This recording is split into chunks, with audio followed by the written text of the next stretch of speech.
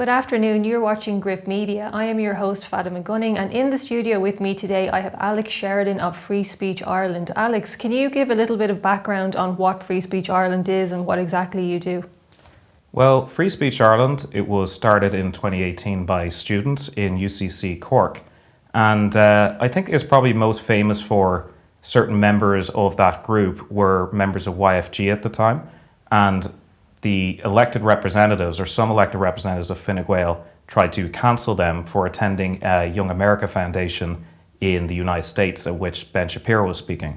So you had people like Noel Rock and various others who wanted the likes of Cillian Foley Walsh and Brian O'Shea, the leaders of the group at the time, to step down from their positions in YFG. So that's where Free Speech Ireland really started. It was to sort of protect students against attempts to cancel them. And since then, we have grown it into a nationwide organisation, thinking we'd use the brand of Free Speech Ireland and use it specifically to combat the incoming hate speech legislation, which has been in the works since 2019. And can you talk about some of your chief concerns with that legislation in particular? Well, you got Section 10, which everyone's talking about. Section 10 being the possession of hateful materials. So that's obviously very problematic. That is get universally condemned by people before profit, people on the right, people on the left. Now the Irish Council of Civil Liberties is coming out against it. And it's just a very shocking piece of legislation where the possession of material could land you in prison for 2 years, even if you did not communicate that to anyone else. And more than that, if you're suspected of having that material, the police can come into your home, have a warrant that they can execute in 7 days, and they can search everyone in your house and seize everyone's devices just on the pure suspicion that you might have hateful material on your device. If you're accused of hate speech or, I suppose, incitement to hatred, is the burden of proof then on you? Is the onus on you to prove that that's not the case rather than the other side to prove that it is? Well, that's part of Section 10, and the argument for this in Section 10 is we have many instances of in Irish law, particularly when it comes to contraband substances like drugs. So I find this very problematic that people are treating a non-physical substance or thing, which is speech, as a physical substance that can do somebody harm. So it has to be on you to prove that you had no intent to distribute a offensive meme, an offensive bit of writing that you might have wrote to yourself. And that's almost to say was this bag of drugs for personal use or was it for distribution? So they're treating hateful speech, for lack of a better word, as like a substance which does somebody harm. I think there's been a very noted lack of concern among the Irish media establishment and also politicians about this particular law, even though it's drawn attention from people like Elon Musk, Jordan Peterson, and I think Conor McGregor is even following you now. It seems like you've Conor McGregor, John Cena as well. That's the proudest one. WWE's John Cena. Now we're waiting for McGregor and John Cena to retweet us, but yeah, Elon Musk, Jordan Peterson. Peterson retweets us nearly every day. I mean, thanks to Brian O'Shea, he met Jordan Peterson back in 2017, I think, and made him an honorary lifetime member of Free Speech Ireland.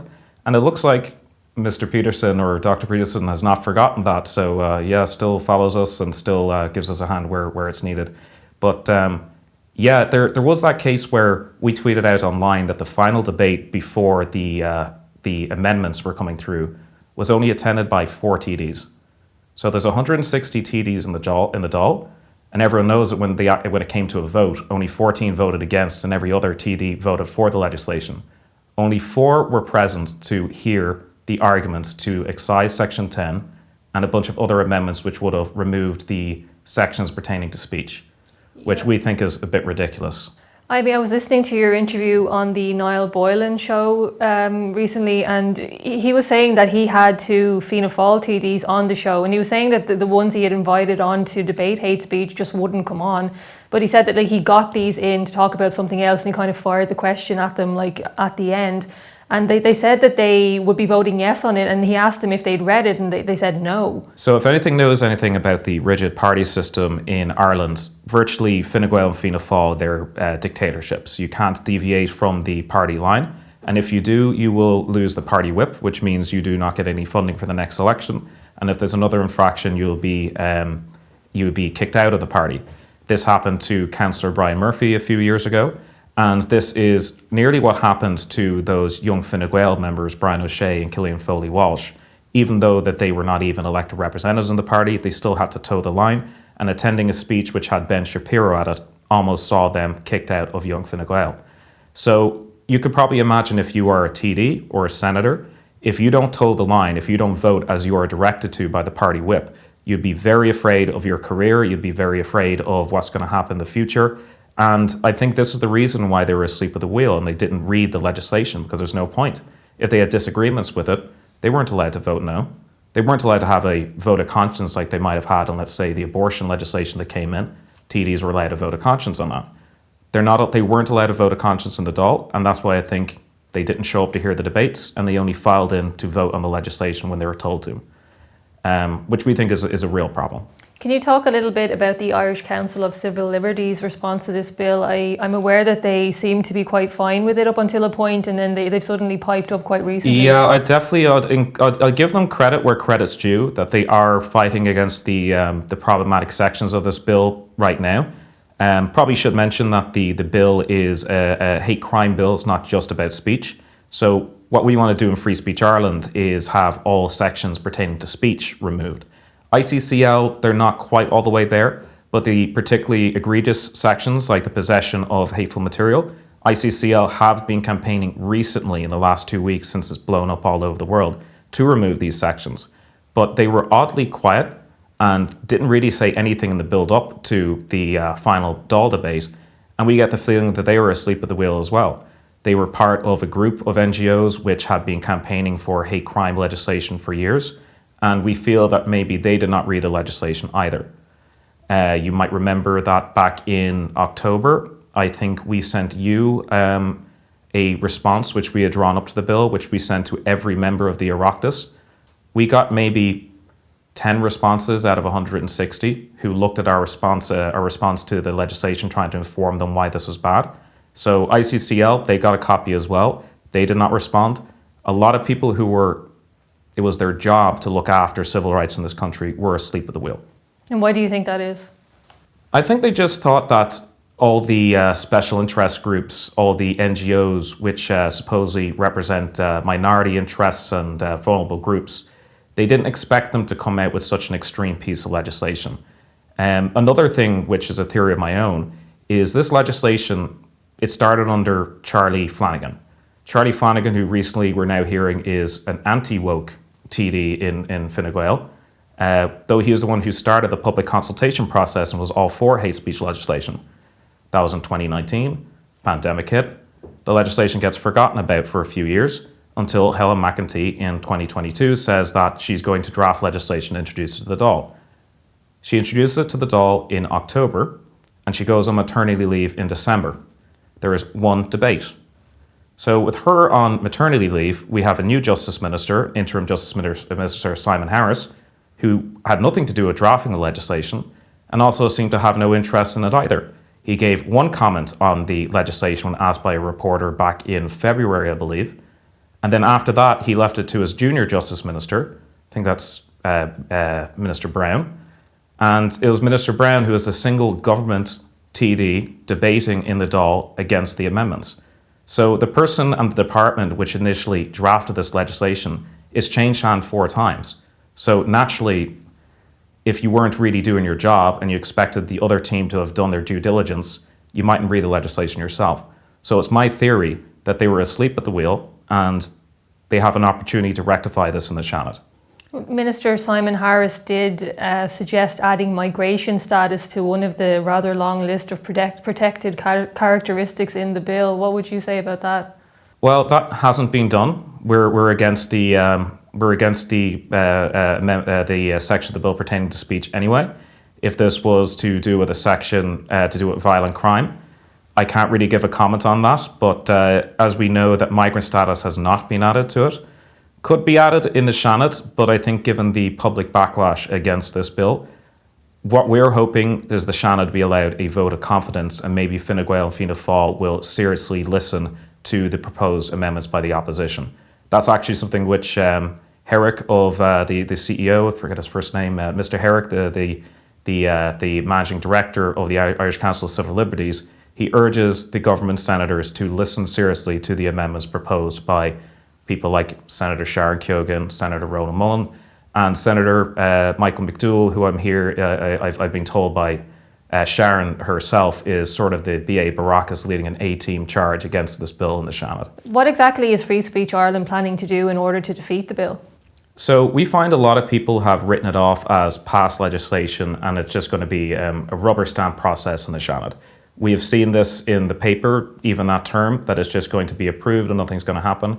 We actually have faith in our senators that it will be thoroughly debated and it will be heavily amended or can be heavily amended before it ends up on President Higgins' desk. Now, there is another step, and it's a bridge which we'll only cross when we come to it, and that's when we would maybe ask President Higgins or petition President Higgins to refer to the Supreme Court on the grounds that potentially might be unconstitutional. That'll be another way to potentially defeat the bill. The problem with this is we haven't really had that much time at Free Speech Ireland or other organisations to organise an effective case against this bill and make an argument why it might be unconstitutional. Now, it hasn't been unheard of before that this government has drafted legislation which it hasn't thoroughly considered and turns out to be unconstitutional. Only back in November, I believe it was, a trade deal with Canada was referred to the Supreme Court and struck down as unconstitutional. And I've been told by people involved in the Irish government before, like Ambassador Ray Bassett, he's given public comments saying that this generation of ministers does not seem to scrutinise legislation as much as previous ones have done, and they make mistakes.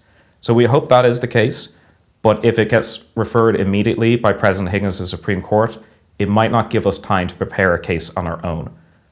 But if we were to take up a case ourselves, we'd have to do it through the High Court, and that could cost upwards of €250,000 to do. So unless we can raise that, probably the best route after the Seanad, if it is not heavily amended, would be to refer to President Higgins. But at that point, if he were to approve it, would that be game over? It'd be game over in terms of it's just considered constitutional, so we won't be able to challenge it. And then after that, the only way of getting rid of it would be to an elected government that might get rid of it or amend it. Now, we do see, we have heard, we've seen in the papers, kind of the statistic that they put out is only 14 TDs voted against the legislation. What we would like to draw attention to people is, like, while that is very disappointing, that only 14 voted against it, it was nearly half and half when it came to voting for the amendments to remove the rights pertaining to, or the sections pertaining to possession of hateful materials and the sections pertaining to speech. Sinn Féin voted against that. Quite a lot of Labour voted against that. Even Aidan O'Riordan, I don't think anyone expected him, or even Paul Murphy for that matter, to be so heavily against the speech sections of this bill. So if there is, let's say, another government, there is a possibility that it could be amended or completely scrapped, and that will be the only route after it gets approved by the Supreme Court. And I understand that similar laws exist in the UK. Can you give some examples of cases there that have come about under that legislation? Well, famously, there is the Mark Meechan, Count Dankula situation where a man had trained his dog to raise its paw to the command "Sieg Heil," and he was prosecuted and convicted of a hate crime in a process that took over 2 years. Huge waste of taxpayers' money to prosecute a man for simply doing that. But the less famous cases are the ones I kind of like to bring up. And I do love the case of the girl who posted rap lyrics on her Instagram. Can't quite remember her name, but people can look this up. It was in 2018. A 19-year-old girl to commemorate a dead old school friend posted up the lyrics from a rap song on her Instagram. And she was prosecuted and convicted of a hate crime. This, everyone knows rap music, it has lyrics in it which would have certain slurs.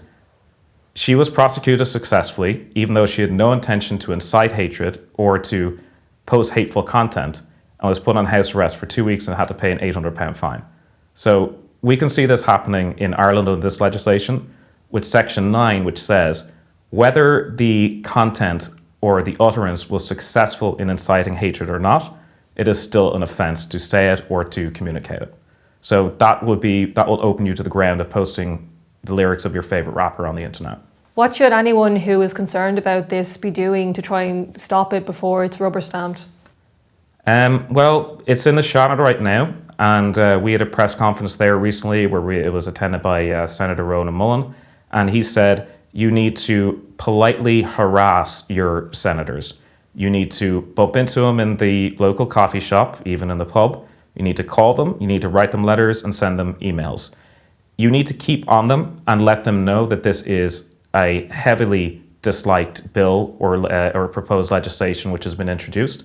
And the Senate now has the chance to rectify what the Dáil did wrong.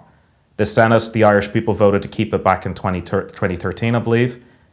Now we need to prove why we need the Senate. It's for situations like this. We want the Senate to remove all sections to do with speech, and we believe this can be done if people just keep on them. Keep going on to your senators.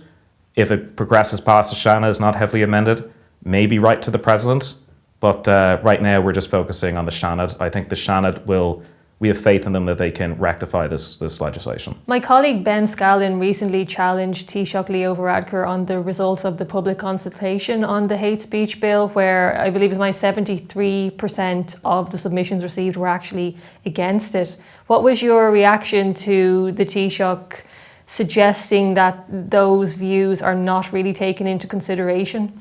Well, it is really disappointing, and I thought that his response that he said, oh, well, we know that certain campaign groups can manipulate the outcomes of these consultations. Well, Ben did point out directly after, then, like, what is the point of doing them if you're not going to listen to the responses?